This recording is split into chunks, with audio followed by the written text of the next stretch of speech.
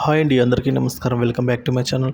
ఈ వీడియోలో ఇప్పుడే అందిన వార్త అండి. తీర్పు విడుదల, సుప్రీంకోర్టు సంచలన తీర్పు. ఆ వివరాలు ఈ వీడియోలో తెలుసుకుందాము. వీడియోని ఎక్కడే కానీ స్కిప్ చేయకుండా ఎండ్ వరకు చూడటప్పుడు పూర్తి ఇన్ఫర్మేషన్ అర్థమవుతుంది. అలాగే వీడియో చూస్తున్నవారు వీడియోకి ఒక లైక్ చేయండి ఫ్రెండ్స్. ఇక విషయానికి వచ్చినట్లయితే, కోల్కతా ఆర్జీ కార్ మెడికల్ కాలేజీ ఆసుపత్రిలో వైద్యురాలి హత్య ఘటనపై సర్వోన్నత న్యాయస్థానం తీవ్రంగా స్పందించింది. ఈ కేసును సుమోటోగా స్వీకరించిన సుప్రీంకోర్టు మంగళవారం నిన్నటి రోజున విచారణ జరిపింది. ఈ సందర్భంగా పశ్చిమ బెంగాల్ ప్రభుత్వం పోలీసులతో పాటు ఆర్జీ కార్ మెడికల్ కాలేజీ మాజీ ప్రిన్సిపల్ తీరుపైన తీవ్రంగా మండిపడింది. అంత ఘోరం జరిగితే ఆమె ఆత్మహత్య చేసుకుందని ఎలా చెప్పారని మాజీ ప్రిన్సిపల్ను నిలదీసింది. ఆయనను ఆ కాలేజీ నుంచి తొలగించి మరో చోట ప్రిన్సిపల్గా నియమించడంపై విశ్వసనీయం వ్యక్తం చేసింది సుప్రీంకోర్టు. కొన్ని మీడియాల్లో బాధితురాలు ఫోటోను అలాగే పేరును ప్రచురించడంపైన కూడా ఆగ్రహం వ్యక్తం చేసింది సుప్రీంకోర్టు.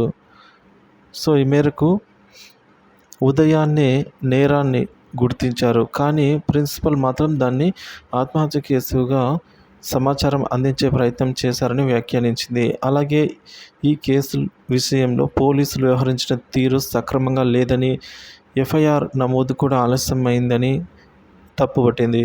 ఇక అంత్యక్రియలకు మృతదేహాన్ని రాత్రి 8 గంటలకు అప్పజెప్పి 3 గంటల తర్వాత ఎఫ్ఐఆర్ ఎందుకు నమోదు చేయాల్సి వచ్చింది అని అయితే క్వశ్చన్ చేసింది.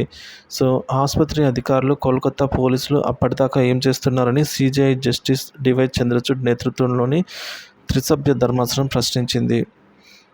ఇక వైద్య వృత్తుల్లో ఉండేవారు హింసకు గురవుతున్నారు. సమాజంలో పాతుకుపోయిన పురుష అహంకారం వల్ల, పక్షపాతం వల్ల మహిళా డాక్టర్లు ఎక్కువగా టార్గెట్ చేస్తూ ఉన్నారు.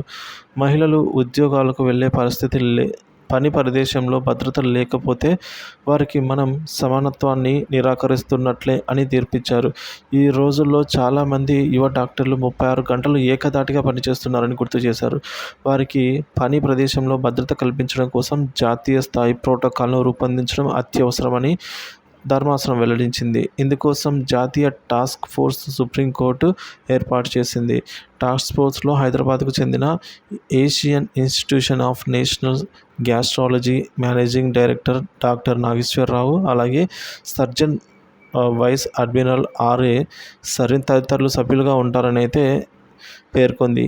ఈ మార్పుల విషయంలో మరో అత్యాచారం కోసం దేశం ఎదురు చూడాల్సి వస్తుందని అయితే వ్యాఖ్యానిస్తోంది. సో ఈ విధంగా మొత్తానికైతే దోషుల్ని ఎవరిని వదిలిపెట్టే ప్రసక్తి లేదని అయితే చెప్తూ ఉంటారు.